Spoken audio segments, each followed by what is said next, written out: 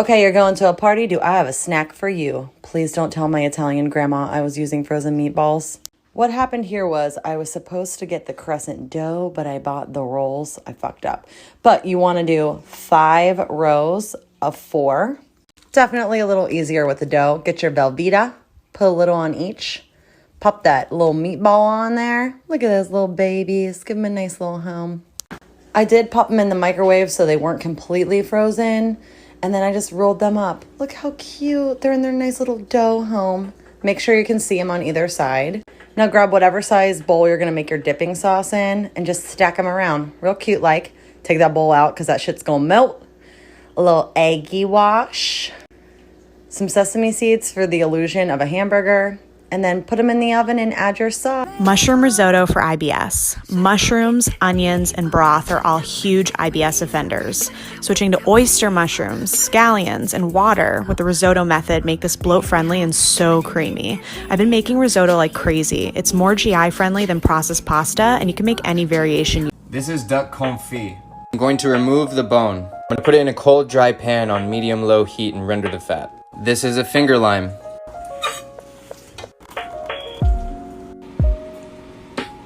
Don't throw this part away. I'm going to show you something cool you can do with it. Parsley and chives, chilies, olive oil, salt.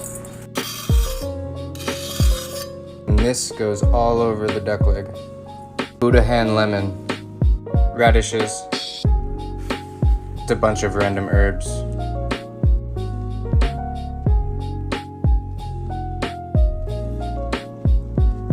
So this is what a Buddha's hand lemon looks like. I know, it looks like something out of Food Wars.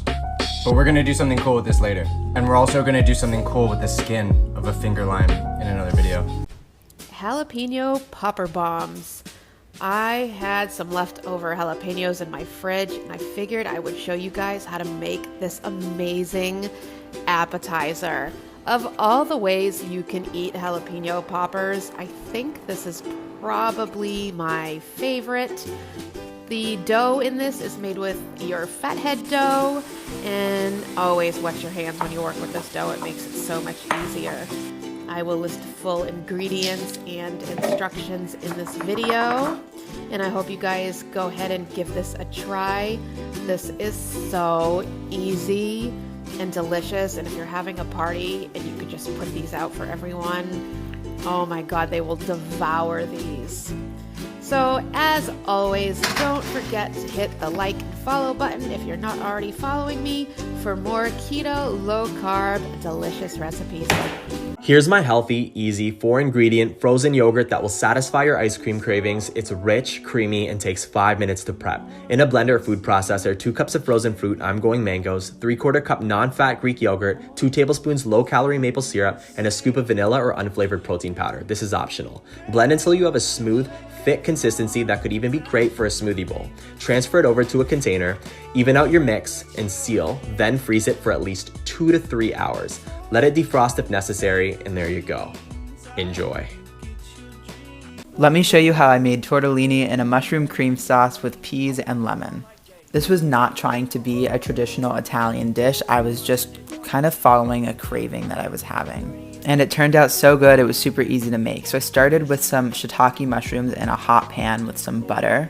I used to think I didn't like mushrooms, but it was just because I wasn't browning them enough. Seasoning with some salt, black pepper, and red pepper flakes, and when they're super browned, I'm adding some white wine. About half a cup, the mushrooms are gonna absorb all that flavor. Then I'm adding about 3/4 of a cup of heavy cream and letting that simmer. I also added some frozen peas and let them just kind of defrost. Garlic would have been really good in this. Honestly, I just didn't think of it, but it also didn't feel like it was missing anything. I cooked some spinach tortellini and just tossed it in the sauce. And I used a little bit of pasta water and Parmigiano Reggiano cheese so it would really kind of bind together and become silky smooth and taste like it came from a restaurant. Then I finished with some lemon juice. It goes great on literally everything. We're gonna start out with 1 egg yolk, whisk it up real well, and then season with salt and pepper. Go in with a little bit of olive oil and the juice of 1 fresh lime, and then you're just gonna continue to whisk while slowly adding in olive oil until you reach your desired consistency. Once it looks something like this, you're ready to go. Chop up some fresh cilantro, throw that in there, and then you're gonna chop up 1 canned chipotle pepper until it becomes a paste. go in with that as well. Go in with a little bit of honey to offset the heat and then just mix it all together. This stuff is so easy to make, so much better than Chipotle mayo that you buy in the stores. Dip your fries in it, spread it on some bread for a delicious sandwich, and you're ready to go. Back by popular demand, these are the spicy nacho chips that I bake. You guys wanted the recipe, so I wanted to get on here and show you how easy it is. You're gonna preheat your oven to 300 degrees. You're going to take parchment paper in a bowl, add 1 tablespoon of spicy taco seasoning, 2 egg whites, 1 cup of Mexican mixed cheese, 1.5 cup of finely ground pork rinds, 1/4 teaspoon of salt. Mix it all together, roll it out with parchment on top of it so you can roll it. Lift off the parchment, put it in the oven for 20 minutes at 300 degrees. Turn the oven off, let it sit another 20 minutes. Put them out, let them... Welcome to Cheese TikTok. We're making baked brie in a puff pastry. Place the brie in the center of the puff pastry dough, fold the 4 corners. Then we're gonna brush it with some egg wash and place it in the oven at 350 for 15 minutes. Take it out, drizzle with some honey. Look how golden brown and beautiful that is. Cut it open, check out that cheese. Serve it crackers or bread, and don't forget to hit the follow button. Let's make the best pasta you've ever had.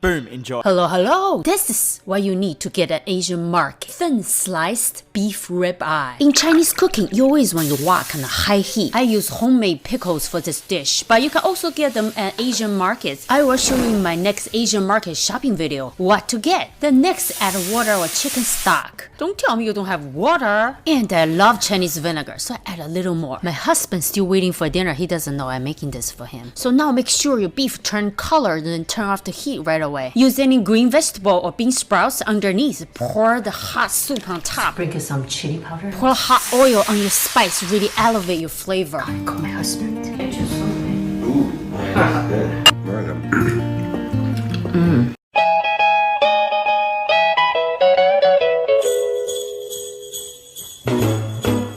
Jingle bell, jingle bell rock. Jingle bells swing and jingle bells ring. Snowing and blowing up bushels of fun. Now the jingle. So the Miz is making her specialty. It's called Honor's Chicken. Here we go. Start by smashing your chicken, get it all nice and tender.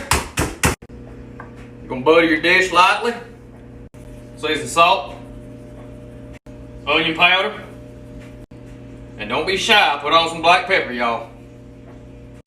Put on some Swiss cheese and some cream of celery. Smother the cream of celery. 1/4 cup of water.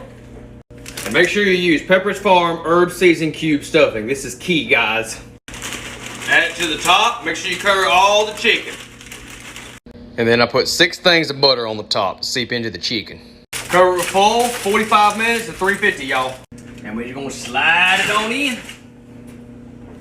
After the 45, pull it out, take the foil off, cook it for another 15 uncovered. Come back for part 2, y'all. There is nothing better on a really cold day than a crockpot dinner, and I am making my favorite thing to make in the crockpot, a pot roast. This chuck roast is about 3 pounds. I'm patting it dry and seasoning it heavily with salt and pepper. Do not skip this part. I skipped this part for so long and I was just selling myself short. Sear it for a couple minutes on each side or up until you have a nice crust like that. You can add so many different veggies in your pot roast. I always just do what I have on hand. I had some radishes and a leftover bag of baby carrots. I'm adding some red wine, beef broth, and coconut aminos to mine. If you don't have coconut aminos, soy sauce works really well. I always add a little bit of butter and seasoning to the top of mine and put it on high for 6 to 8 hours. I always serve this with my cauliflower mash. The recipe for that and this pot roast are in my ebook, so check out the link in my bio for that. And you guys already know, hit that follow button for more easy recipes. Whether you were out last night responsibly staying hydrated or not, this ginger veggie soup is the nourishment that we all need right now. And I'm going to show you how to make it 2 different ways. We're going to get a little bit of oil going in a pot and add a chopped onion and some salt, a little bit of scallion if you have it, and a lot of ginger. The full written recipe is on my website, by the way. The link is in my bio. I added about 5 cloves of garlic and some celery and carrots. Then I added a sweet potato and started really seasoning everything. As you all know, I love my red pepper flakes, and then I added a little bit of salt and a good bit of turmeric. Gotta have lots of freshly ground black pepper, some oregano and thyme, and you can really use whatever seasonings you like. I added fresh sage and garlic powder. Don't forget that you will have to taste and add more salt later. This is about a cup of frozen cauliflower and about 3 cups of vegetable broth and 1 can of regular coconut milk. I also added a can of chickpeas and simmered it until everything was tender. Blending is optional, and I have lots of serving suggestions on my website. Be very careful making this meatloaf for people. It's gonna get requested a lot. Now let's go! Start by sweating down some mirepoix and avocado oil. Rosemary salt, if you know, you know. Fine. Get some of that Sergeant Gilbert. Finely ground. Adding a little fresh sage and rosemary. Cook for 10 minutes and then leave to cool. Ground beef, bison, and mild Italian sausage. Mustard, creme fraiche, some eggs, Lea and Perrins, breadcrumbs, and your mirepoix. Get in there and work it. Get that into your loaf pan. Take your time and make it nice. Pour over this ketchup mixture. Now we're gonna bake uncovered at 350 degrees for 50 minutes. Oh my.